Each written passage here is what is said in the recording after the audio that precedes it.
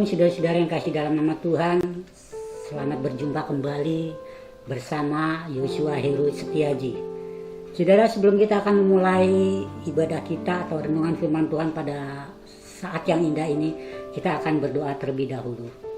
Bapa di surga, terima kasih Tuhan buat penyertaan-Mu yang sudah Engkau berikan kepada kami, kesehatan yang sudah Engkau berikan ya Tuhan, napas yang segar yang sudah Engkau berikan, oksigen ya Tuhan, bahkan keselamatan yang daripadamu Tuhan, Engkau sudah limpahkan kepada kami Bapa. Tiba saatnya Tuhan, kami ingin mendengarkan sebagian daripada firman-Mu, belajar dari firman-Mu agar kami lebih baik lagi ke depannya Bapa. Terima kasih Tuhan, hanya di dalam nama Tuhan Yesus kami sudah berdoa, haleluya, amin. Shalom saudara yang kasih dalam nama Tuhan. Pada kesempatan yang indah ini, saya akan memberikan tema saya pada malam hari ini adalah menunda kebaikan. Saudara yang kasih dalam nama Tuhan, terambil di dalam Amsal 3 ayat 27. Demikian firman Tuhan. Janganlah menahan kebaikan daripada orang-orang yang berhak menerimanya, padahal engkau mampu melakukannya. Saudara yang kekasih dalam Tuhan, firman Tuhan ini begitu jelas bahwa janganlah menahan kebaikan daripada orang-orang yang berhak berarti di sini kita berbicara ada hak dan ada kewajiban. Kalau kita berbicara hak, pasti ada kewajiban. Hak itu adalah orang tersebut, itu hak mereka. Nah, kemudian kewajiban kita adalah memberi. Jadi ada hak, ada kewajiban. Seringkali kita orang Kristen, kita bukan menjalankan kewajiban kita dulu, ambil haknya dulu. Contohnya kalau kita pakai sepatu, haknya di depan atau di belakang, Bapak Ibu? Haknya ada di belakang. Berarti kita melakukan kewajiban kita dulu. Orang Kristen kebanyakan melakukan apa? Haknya ambil dulu. Hak gua mana nih? Hak saya mana?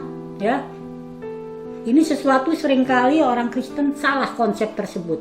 Diambil haknya dulu, haknya di depan, makanya banyak orang Kristen yang jatuh bangun. Pakai sepatu, haknya di depan. Ya. Jadi ambil kewajibannya dulu, jadinya jatuh bangun. Yang baiknya adalah seyogianya orang Kristen menjalankan haknya dulu. Salah satu hak orang Kristen, orang percaya adalah memberi. Itu kewajiban maksud saya. Kewajiban dulu kita jalankan, baru nanti kita menerima hak kita. Nah, firman Tuhan dengan jelas, janganlah menahan kebaikan daripada orang-orang yang berhak. Berarti orang. Kita sebagai subjeknya berarti orang yang menerimanya. Kemudian, padahal engkau mampu melakukannya. Tahu kita memberikan, ya. Kita tahu punya kewajiban untuk memberi, tapi kita mampu. Ini firman Tuhan yang mengatakan demikian. Kita nggak melakukannya, ini salah di hadapan Tuhan. Satu contoh begini, ada seorang pemuda, ya, seorang petani. Pada waktu itu dia punya satu sawah, ya, tidak berapa banyak sawah, cuma mungkin setengah hektar. Pada saat dia musim panas, perairan sangat amat kering, Bapak Ibu, sangat amat kering. Pada waktu itu dia mencangkul dengan susah payah. Terik loh, matahari sangat panas sekali Bapak Ibu, sangat panas. Dia memacul mencangkulnya, kemudian dia buangi, ada batu-batunya, ada rumput-rumput liarnya, kemudian diambil yang namanya air dari pegunungan. Dia diambil, dipikul ke gunung. Dia begitu sangat capek sekali. Banyak orang-orang bilang begini, mengejek.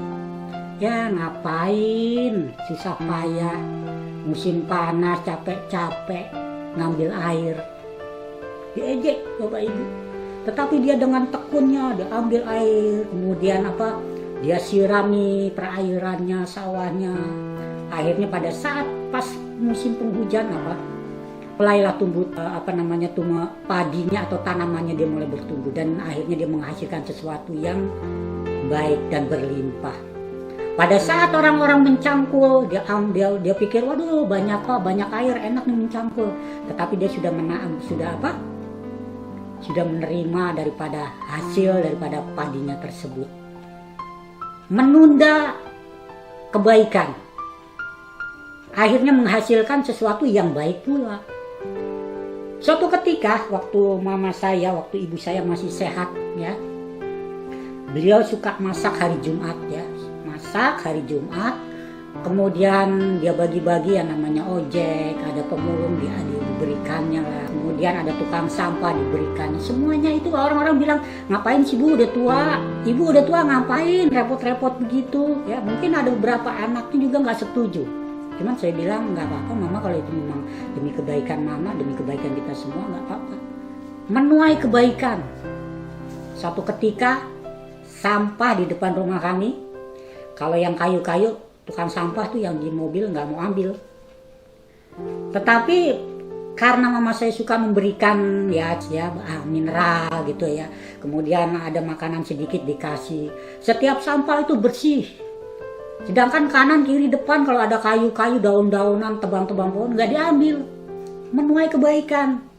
Contoh satu ketika Mama saya kedatangan tamu dari gerejanya. Kemudian di pangkalan ojek memang Mama saya suka kasih, saya juga suka nganterin ngasih, ini Bang.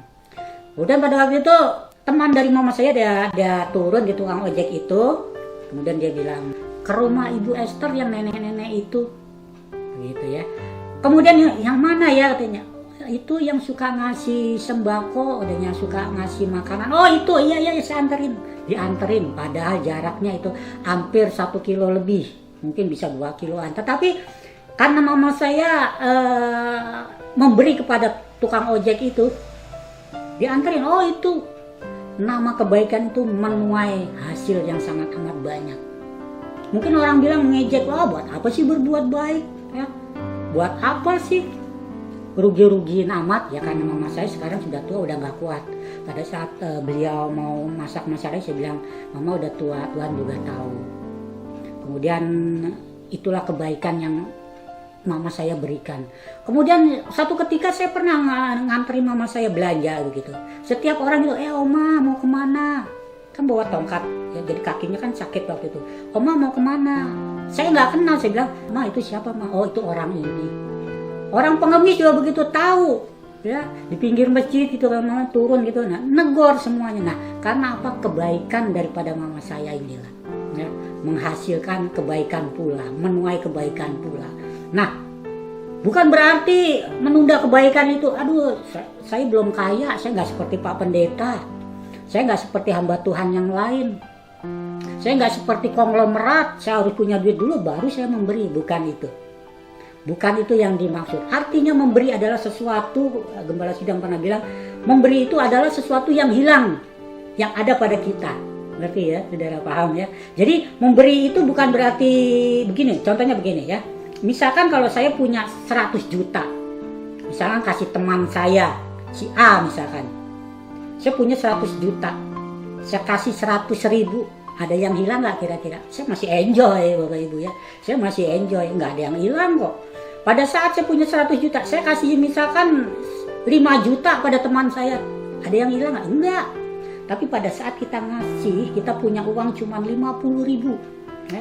50.000, kemudian teman kita perlu, anaknya sakit, minta 20, minta 30 atau mungkin 40.000, ada yang hilang. Ya kalau saya punya 50, diberikan teman saya 40, masih 10.000, ada sesuatu yang hilang. Nah pada saat kita rela memberikan itu, ada sesuatu yang hilang dalam diri kita. Nah ini yang dikenang di hadapan Tuhan. Saudara yang kasih dalam nama Tuhan, itu adalah pesan firman Tuhan. Nah, memberi membantu kita memiliki pandangan yang benar terhadap harta ada pada kita. Artinya gini, membantu kita memiliki pandangan yang benar terhadap harta ada pada kita. Jadi kita seringkali begini loh. Yang pertama, memberi membantu kita menyadari bahwa kita ini bukan pemilik, ya. Kita bukan pemilik harta ini. Ingat loh ya Bapak Ibu ya, kita bukan pemilik harta ini. Hak kita bukan hak milik Bapak Ibu.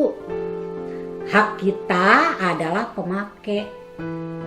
Suatu ketika saya misalkan punya mobil, itu bukan mobil saya Bapak Ibu. Saya punya motor, itu bukan motor saya Bapak Ibu.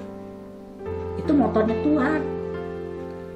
Itu adalah miliknya Tuhan. Saya cuma apa? Pemakai. Kalau saya bilang, jangan deket-deket lo mobil saya. Mobil saya, waduh ini mahal ini, ya. Mahal, jangan deket-deket. Salah, ya. Saya sangat kasihan dengan orang ini mobil saya. Oh kenalkan ya, ayo masuk ke rumah saya. Salah Bapak Ibu. ya. Jadi ingat, kita hanyalah pemakai, hak pemakai, bukan hak milik. Satu saat Tuhan mau ambil, ya. Satu saat Tuhan mau ambil, silakan, ya. Nah, jangan bilang aduh Tuhan. Kadang-kadang orang begini, ya. Ada orang misalkan punya harta banyak, wah sangat mencintai hartanya. Tuhan ambil hartanya, gila. Agak sedikit miring, salah. Itu namanya kita merampok punya Tuhan. Kita cuma pemakai kok, ya. Misalkan begini lagi, banyak contoh. Dulu rumah kami, ya, rumah kami itu rumah, kalau orang dulu bilang itu garapan, ya, rumah garapan. Jadi zaman dulu ada rumah, ada tanah melebar dipatok-patok gitu. Nah, tanah garapan namanya. Kita ini tanah pemerintah, sertifikatnya nggak punya. Tapi di situ udah dipatok-patok bahkan udah berapa puluh tahun. Satu ketika pemerintah mau pakai tanah itu, kita nggak punya hak milik, tapi hak pemakai. Satu ketika pemerintah pakai, kita pertahankan nggak? Salah. Kita silakan. Paling ada ganti rugi. Artinya apa? Ganti rugi bangunan, begitu.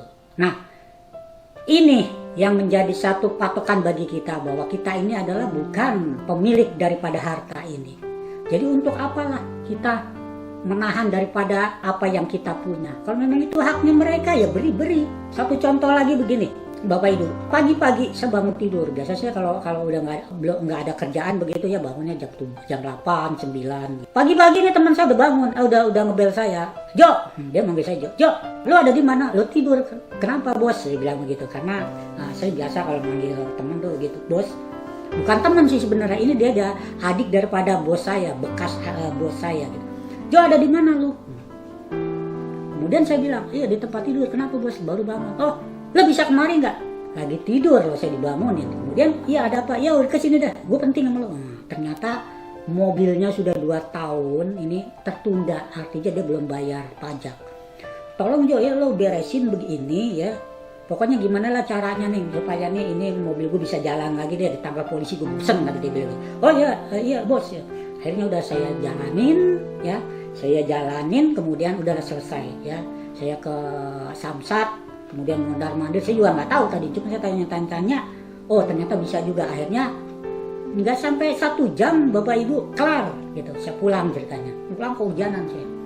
Pas sampai tokonya, karena dia tinggal di toko, itu ada di toko, saya ke tokonya. Kurang 50 meter dari tokonya ada bapak-bapak nyetop saya.